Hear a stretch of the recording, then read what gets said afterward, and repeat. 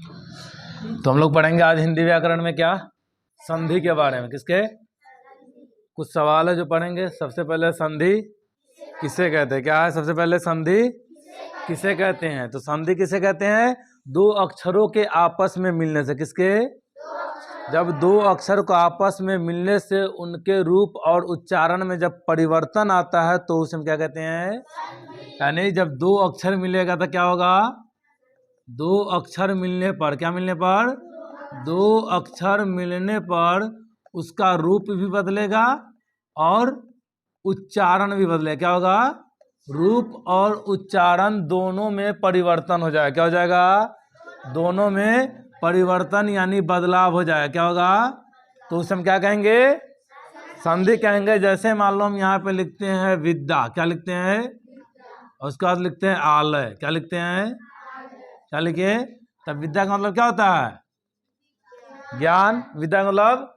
आलय का मतलब घर। दो अलग अलग चीज मिला, दो अक्षर है, इसके मिलने से इसका रूप तो पूरा मिलकर क्या बन जाता है, विद्यालय बनता है। क्या बनता है, तो इसका रूप और उच्चारण दोनों बदल गया।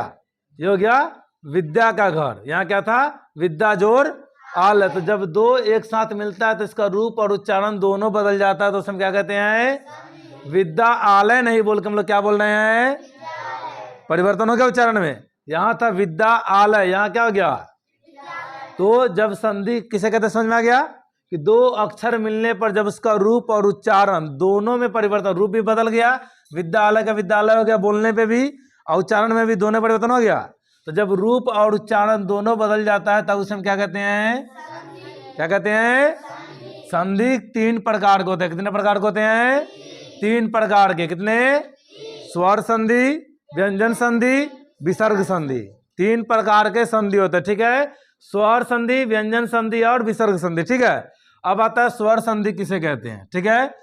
तो हम लोग किताब की भाषा में दिया रहता कुछ और, पर हम लोग यहाँ पे पढ़ेंगे स्वर संधि जिसका प्लस और के पहले, प्लस के पहले, किसके, प्लस के पहले और प्लस के बाद, प्लस के पहले और प्लस के बाद, किसके, प्लस के पहले और प्लस के बाद अगर स्वर वर्ण रहे, क्या रहे, स्वर वर्ण रहे तो वह स्वर संधि कहलाता है। तो वह स्वर संधि कहलाता है। क्या कहलाता है, प्लस के पहले और प्लस के बाद क्या रहेगा, स्वर वर्ण रहेगा। हम लोग स्वर वर्ण जानते हैं कितने हैं, 11 है। अ, आ, ई, उ, री, ए, आई, ओ, औ, ठीक है। ये क्या है, स्वर वर्ण है। अगर इसमें से कोई प्लस के पहले और प्लस के पार दोनों साइड अगर इसमें से कोई रहेगा तो वो क्या कहलाएगा, स्वर संधि कहलाएगा। जैसे यहाँ पे लिखे थे विद्यालय, विद्या में लास्ट में क्या है, प्लस के पहले, आलय में लास्ट में क्या है, प्लस के पहले, शुरू में क्या है, तो प्लस के पहले और प्लस के बाद दोनों तरफ क्या है, स्वर वर्ण है। क्या है, स्वर वर्ण है। हम क्या बोले कि अगर प्लस के पहले और प्लस के बाद स्वर वर्ण रहे तोड़ने पे तो क्या होगा, स्वर संधि होगा। क्या होगा, जैसे हम यहाँ पे लिखते हैं कविश, क्या लिखते हैं, कविश, तो होता है इसका कवि जोड़ इस, क्या होता है, कवि जोड़ इस। तभी में क्या छिपा हुआ है, ई। प्लस के पहले क्या है, ई, या प्लस के बाद क्या है, दोनों साइड में क्या है, तो प्लस के पहले और प्लस के बाद अगर दोनों साइड में स्वर वर्ण रहे तो क्या कहलाएगा, क्या कहलाएगा, स्वर संधि। ये हो गया स्वर संधि का परिभाषा, ठीक है। उसके बाद व्यंजन संधि, क्या है, व्यंजन संधि है। तो व्यंजन संधि का परिभाषा होता है कि अगर स्वर के पहले, किसके पहले, सॉरी स्वर के पहले नहीं, प्लस के पहले, किसके पहले, प्लस के पहले, प्लस के पहले हलंत लगाओ। क्या लगाओ, हलंत लगाओ। हलंत का चिन्ह ऐसा होता है जो आधा अक्षर को सूचित करता है, ठीक है। अगर प्लस के पहले हलंत का चिन्ह लगा हो और प्लस के बाद क्या हो, हलंत का चिन्ह नहीं रहता, कोई भी वर्ण हो, तो वो क्या कहलाएगा, व्यंजन संधि कहलाएगा। क्या कहलाएगा, यानी प्लस के बाद क्या उससे लेना देना नहीं है, प्लस के पहले क्या लगा रहेगा? हलंत लगा रहेगा। क्या? हलंत लगा रहेगा। जैसे हम यहाँ पर लिखते हैं संधि, क्या लिखते हैं? संधि। तो जब हम संधि को तोड़ते हैं तो होता है सम जोड़ धी। क्या होता है? म हलंत। म में क्या है? प्लस के पहले हलंत है।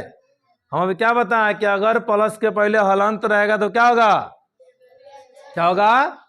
तो समझ में आ गया? व्यंजन संधि किसे कहेंगे? जिसमें प्लस के पहले क्या रहेगा? प्लस के पहले हलंत रहेगा, तो हम उसे क्या कहेंगे? व्यंजन संधि कहेंगे। क्या कहेंगे? ठीक है, समझ में आ रहा है? रोको वीडियो को। समझ गया व्यंजन संधि? उसका बाद क्या है? विसर्ग संधि। विसर्ग संधि का भी पहचान है कि अगर प्लस के पहले, किसके पहले? अगर प्लस के पहले, क्या? प्लस के पहले विसर्ग का चिन्ह है, क्या रहे?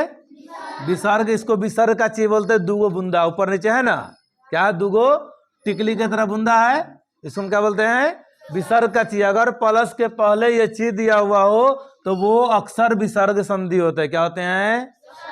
जैसे हम यहाँ पे लिखते हैं निर्धन। क्या लिखते हैं? निर्धन। तो निर्धन का क्या होता है?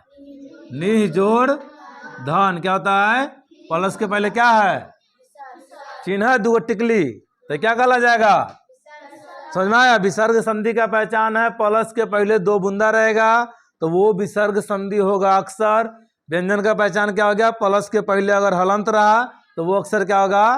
व्यंजन संधि। स्वर संधि का पहचान क्या हो गया? कि प्लस के पहले और प्लस के बाद दोनों साइड में स्वर वर्ण रहेंगे। ठीक है, तो क्या होगा? स्वर संधि कहलाएगा।